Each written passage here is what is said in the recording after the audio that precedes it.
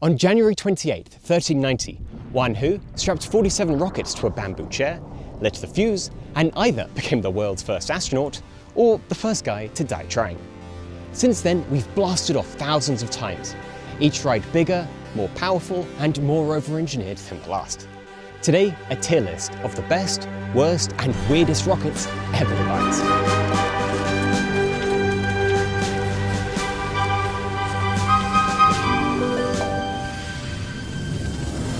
Let's start with the basics. When you go for a drive or take a walk, you move forward by pushing off the ground. However, in space, there's no ground for you to push against. So in order to go forward, we first need to throw something back. In this case, that's a big bag of coffee. Here, we're using this cart as my spaceship and these bags as our propellant. Every action has an equal and opposite reaction, which means that the more momentum we impart onto the bag, the more momentum the bag is in turn imparting onto us. The faster we throw it, or the heavier that bag is, then the greater our acceleration. In space, we call this specific impulse and thrust. Upgrading from coffee grounds to an empty bottle or severed hand works well in science fiction for one-off maneuvers. Railguns work better, but need long accelerating tubes, heavy electromagnets, and lots of electricity. D tier, only as a last resort. A pressurized fire extinguisher has a much better ISP and can be used more than once. It also brings us up to the first real type rocket engine, the cold gas thruster. These things are dead simple to use, even if they don't have great thrust properties. C tier. Hot gas particles move faster than cold gas particles, giving us a better ISP. Based on this principle, a resistor jet works by starting out with a chilled tank of liquid nitrogen, which we feed into a heating element, which causes it to vaporize, expand, warm up, and shoot out the back. This doubles ISP, although still to an uninspiring 150 seconds, and at the cost of converting half of our fuel mass into batteries. C tier. A good deal of early rocketry was spent mixing together dubious explosives, lighting a fuse, and then standing way back. A solid rocket booster, like those strapped to the side of the space shuttle, are made by mixing together a slurry of fuel and oxidizer, which burn to produce really energetic propellant. It's dead simple, super reliable, but once you start it, well, there's no stopping it. B tier for big booster. The most popular launch platforms in use today rely on bipropellant chemical rockets. After 100 years of plumbing research, they provide an efficient way of burning liquid oxygen and rocket fuel. Beyond the legendary RS-25s of the Space Shuttle, which used a hydrogen-oxygen mix, today methane oxygen is becoming more popular. It's relatively cheap, easy to store, and can even be produced on other planets. A tier.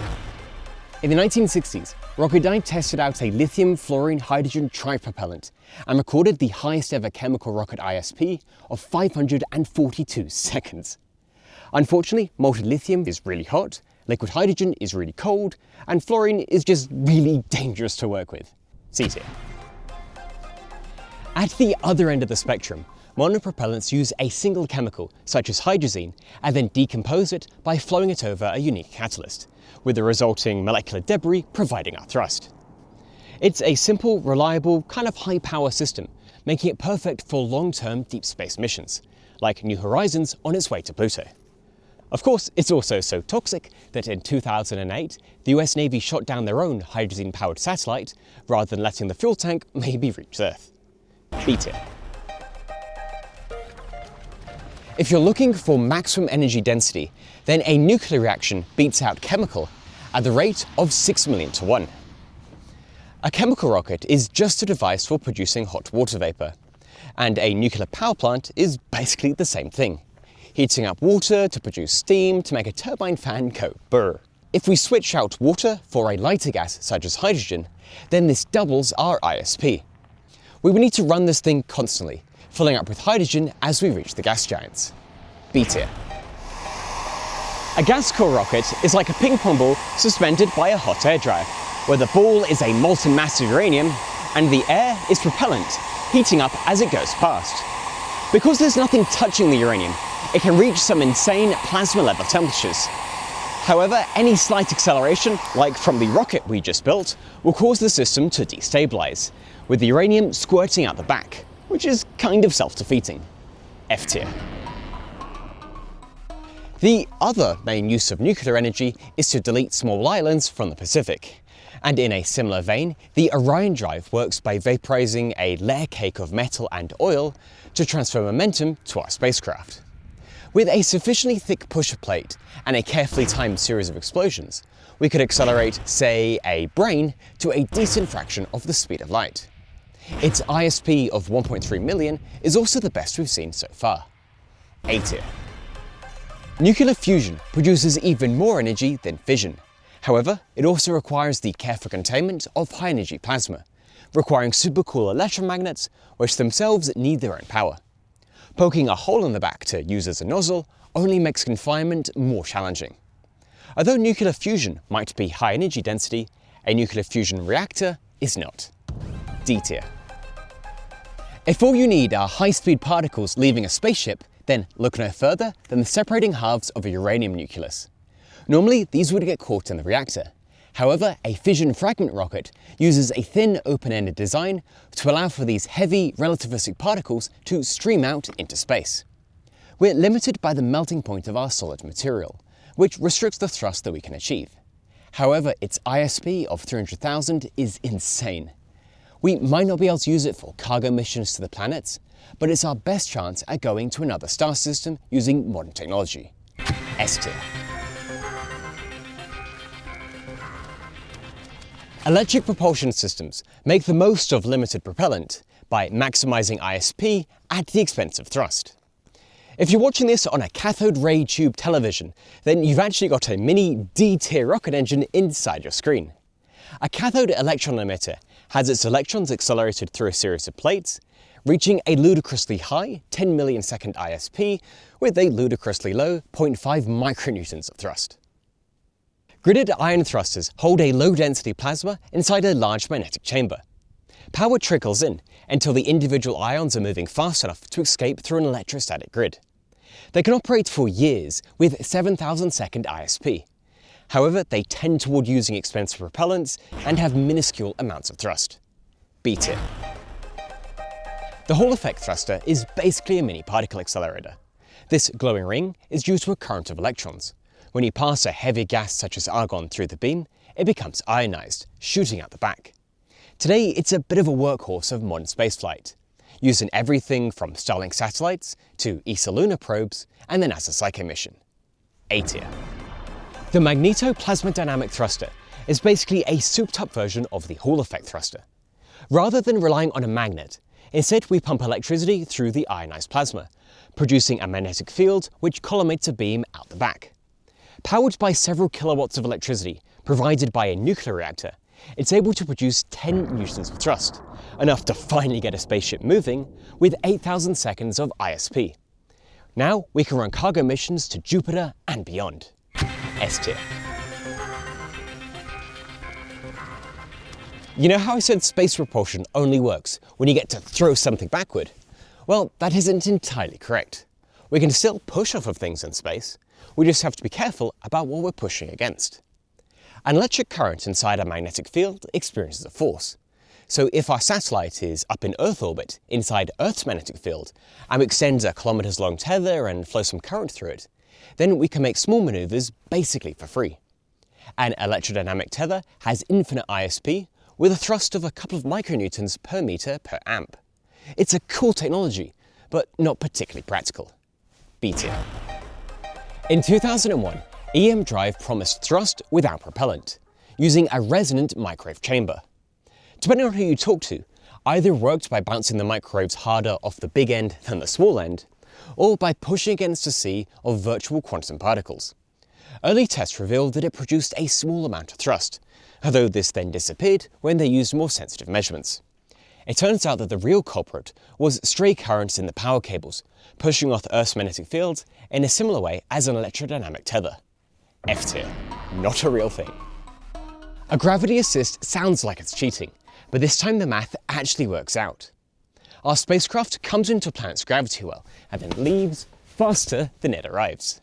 Bouncing off the racket is the equivalent of doing a 180-degree turn around a planet. From the planet's perspective, we're coming in at 15 kilometers per second and leaving at 15 kilometers per second. However, from the stationary reference frame of the Sun, we're coming in at only 5 kilometers per second, spinning around the planet, which is itself moving at 10 kilometers per second, and leaving at 25. The energy comes from taking momentum away from the planet and giving it to our spacecraft. Line up enough planets and we get some ludicrous velocities. From 2008 to 2024, the Parker Space Probe used a Venus-Venus series of flybys to reach 190 kilometers per second and become the fastest object humans have ever made. Really solid A tier. Great as long as the planets line up. The Venn diagram of people who like sea ships and people who like spaceships is a circle, meaning that it was only a matter of time before someone tried to strap a sail onto a spacecraft. In its pure form, a solar sail works by deflecting photons of light coming in from the Sun, getting a small nudge of momentum as they bounce off. Every couple of years, some poor sod tries to do a PhD in the topic, only to find out that it's ridiculously impractical, requiring sails that are tens of kilometers in diameter, using a material 25 times thinner than aluminium foil, requiring material science that doesn't currently exist. On top of that, the inverse square law means that solar light becomes less powerful the further out you get, making it impractical beyond the orbit of Mars. D tier. The obvious cheat code is to replace the Sun with a giant laser. Park it in orbit, aim it at your sail, and then you've got thrust with no fuel, all the way to the edge of the solar system. As a bonus, you've now got a laser that's powerful enough to delete Canberra, and allow Perth to fulfill its destiny as Australia's capital. B tier. Returning to actual sailing, a magnetic sail works by deflecting the solar wind. And since these charged particles contain much more momentum than photons, we get a correspondingly better thrust. The catch is that in order to work, we need to have a superconducting coil 50 kilometers in diameter. And since superconductors are hard to get working here on Earth, it's going to be really challenging for space. D tier. If we replace the superconductor with a regular wire, giving it a strong positive charge, then this will in turn deflect the positive component of the solar wind, giving us thrust. This is what's known as an electric sail. Actually steering the thing is pretty difficult, but it could be built today using modern technology. C tier. Science fiction loves a good warp drive, and while most are ridiculous, a few deserve mentioning. Matter-antimatter propulsion gives the promise of 100% of our mass being turned into energy through E equals mc squared. Unfortunately, that energy comes in the form of high-energy photons and subatomic charged particles, none of which are particularly good for our crew and don't provide that much thrust. You could add in more and more protection, but then that just ends up being a worse version of the Orion drive. D tier. Another way of converting matter into energy is to feed it to a local black hole, made by compressing a Great Pyramid of Giza's worth of mass down to the size of a proton. The energy is released in the form of Hawking radiation, which, unlike with antimatter, can actually be redirected using a parabolic dish, powering your starship for 1,000 years. A tier. Just don't lose your black hole. To go faster than the speed of light, an Alcubierre drive shrinks space ahead of it while expanding it behind. If you get a piece of paper, fold it in half, and then shove a pencil through it, you have the only way that Hollywood knows how to explain wormholes. Unfortunately, these technologies require negative mass, exotic matter, and good-tasting instant coffee, none of which actually exist. F tier.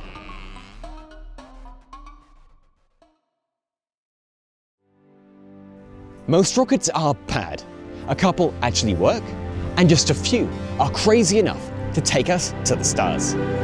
This has been James Dingley from the Atomic Frontier. Keep looking up.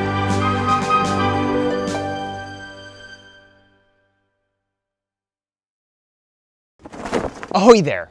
As I was working on this episode, I kept running into the same pattern of exciting engineering idea that doesn't actually work once you try to build the thing. That tension between spectacle and truth is part of why I've been obsessed with the feature-length documentary 17 Pages by Bobby Broccoli. It follows the Baltimore case, one of the most impactful scientific controversies of the 20th century. In part 1, the documentary feels like your standard plucky young scientist standing up for the truth. But then in part 2, we take a step back and interrogate the story itself. How complex technical disputes can collapse into morality plays once politics and public spectacle take over. It features original interviews, scientific breakdowns, Blender animations, and the philosophy of who gets to decide what counts as real science. If you're in academia or plan to be, then this should legitimately be required viewing. And you can watch it now exclusively on Nebula. Nebula is a creator-built, creator-run streaming platform without ads, AI, or algorithmic clutter. It's got creators like Bobby, Tirzu, Everyday Astronaut, and, as of today, me. Right now, you can use my code or link to get 40% off a lifetime subscription. Check out 17 pages and all of the other incredible content at go.nebula.tv/atomicfrontier.